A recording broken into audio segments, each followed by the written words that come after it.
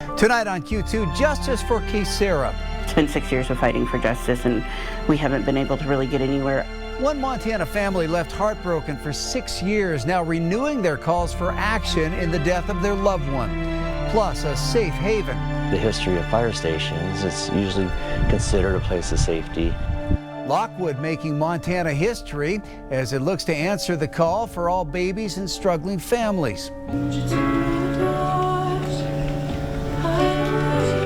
And the show must go on. What doesn't he do, I think, is the bigger question. He is such an inspiration. We'll show you how local choir students are rallying behind their teacher as he looks to beat cancer a second time. The MTN 530 News starts right now. From Montana's news leader, this is the MTN 530 News. Well, good evening and thanks for joining us tonight. I'm Russ Riesinger. The fight for justice continues for one Montana family tonight. Kaysera Stops Pretty Places lost her life in 2019. But 6 years later, loved ones and advocates feel her case is being forgotten. But now there is renewed hope after a man has been arrested for assault against two other girls who families say were with Kaysera the night she went missing. As that case hangs in the balance, our Hannah Pettiferi has more on the family's never-ending hope for closure. Loving, loyal, and fearless. Those are the words Kaysera's grandmother, Yolanda Frazier, uses to describe her. I really miss listening to her, having her around. 6 years ago, Kaysera Stops Pretty Places disappeared August 24th. 5 days later, the family's worst fears became reality. Her body was found. My granddaughter didn't live. She didn't make it out of that situation alive. Every day since, the family fighting for justice. Justice for Kaysera is actually a movement in and of itself, and it really has inspired other families to take the initiative in finding justice in their own cases. Charlene Sleeper said that law enforcement was aware of where she was found and a proper investigation was not done. Making things more difficult, her body was desecrated during the process. That's one of the things that goes against Crow tribal beliefs, and so unfortunately she was cremated. Because of that, the family will not know the significance of her injuries and will never get the closure of what truly happened. He was saying that the body was too badly decomposed in order for them to get any kind of insight into that.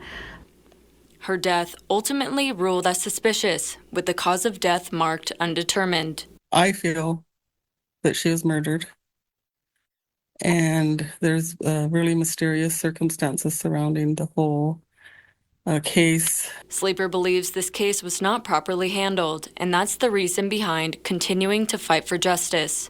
The amount of corruption in Bighorn County is really the biggest indicator that we have in terms of how just wrong this case has played out over the past 6 years. Family, friends, and supporters have even sent letters to the government demanding more to be done. For MTN News, Hannah Pettiferi.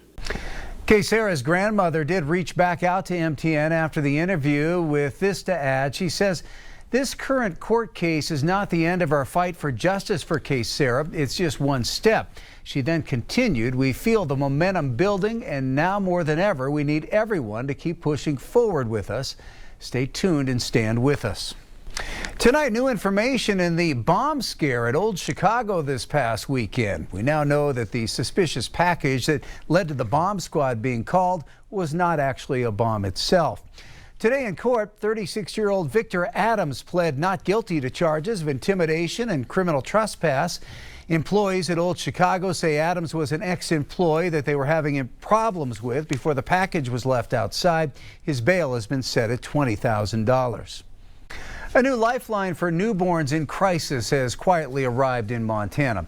Billings is now home to the state's first safe haven baby box, a secure, anonymous option for parents in distress to surrender their infant without fear of judgment or prosecution. It's located at the Lockwood Fire Department, but the question remains, will anyone in Montana use it? Our Andrea Lutz reports. We've heard the stories. We hope that we don't have to have this box be used by somebody, but... A mother in distress. Panic sets in. But we also hope that somebody uses this baby box. Montana's safe haven law allows parents to legally surrender their baby at a designated location, no questions asked. The history of fire stations, it's usually considered a place of safety. After all, what are fire departments for, if not to help? Having this box here is just a testament to that. That's done at the Lockwood hospital, Fire let's Marshal see. Kevin Maybe that Sparrow pushes began where pushing that's for a at. safe haven baby box 2 years ago. Can we do something to provide another option? So A father and public servant, he understood the need. There are currently 134 baby boxes in 9 states. Montana is now part of that mission. Since 2017, 23 infants have been safely and anonymously surrendered in these boxes. Well, the process is fairly simple. Say there's a parent in crisis and they need to leave their baby. All they have to do is come here to the Lockwood Fire Department, find the Safe Haven baby box, open it up, then remove this orange packet, safely put the infant inside the bassinet, and then anonymously walk away after closing the door. In as little as 5 minutes, help arrives. that door will not open again.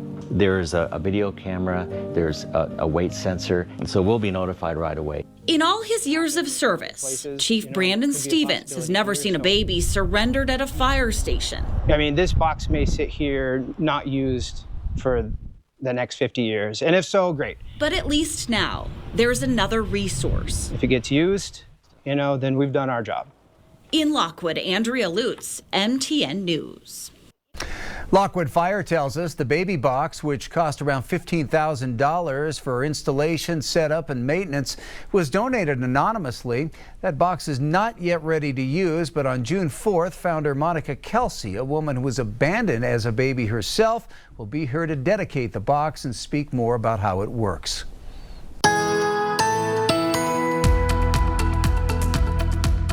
The month of May started off with generally warm temperatures, especially through the 10th. We had 87 for a daytime high. And then once we started getting towards the middle of the month, temperatures have been were a little bit on the cool side. Today, we started to see the first indications that maybe we're going to get into one of those warmer weather patterns again. We ended up at 70 for the high at the Billings Airport, which is average for this time of the year. Top wind gust at 26 miles per hour, but we're seeing a few showers starting to shift into the region. So while the temperatures across the state were from the 50s, 60s to 70s, the cooler air in the west is headed this direction. It's bringing in some showers, thunderstorms. Some of them could be stronger through the evening. We'll take a look in a few minutes.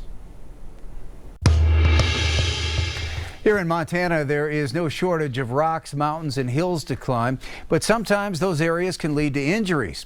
Today at Phipps Park, students at Rocky Vista University conducted a mass casualty rock slide simulation to help know what to do in those situations. Help! Help me! The simulation gave roughly 30 students a chance to apply the skills they've been learning all year, from assessing trauma to hemorrhaging and head and neck injuries, to then treating and transporting the patient to safety. The experience will help them be prepared for real-life emergencies, including spotting who needs to be treated first.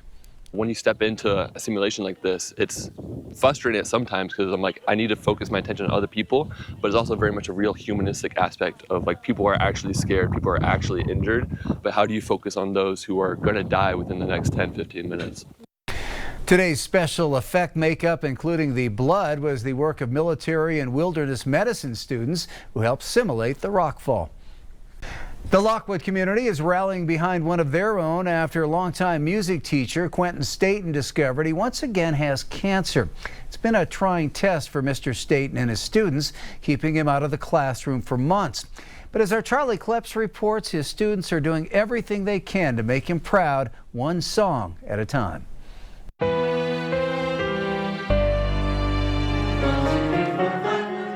To you and me, it looks like your ordinary high school choir room. Students singing from sheet music, preparing for end-of-the-year concerts. But for the students here at Lockwood, something is off. It's definitely hard not having him there. And it has been for quite some time. Just like the whole class, I think everybody did feel it. Ever since receiving the news that their beloved teacher, Q Staten, had been re-diagnosed with head, neck, and throat cancer nearly 2 months ago. He got a call and he was in tears. The whole energy in the classroom shifted, and we could tell something was wrong. For the second time in 3 years, Mr. Staten was uprooted from the program he served for 17 years. Yeah, I miss the classroom. I miss being in there. An adjustment that isn't easy. It's a place where a lot of students can be successful when they might not be successful in other areas. And his battle this time around hasn't been easier either. He's currently doing routine chemo and radiation in hopes of making a mass about the size of an egg located essentially on the roof of his mouth operable. But despite the heartbreak and frightening future, he remains hopeful. The show must go on. Stay positive, keep thinking.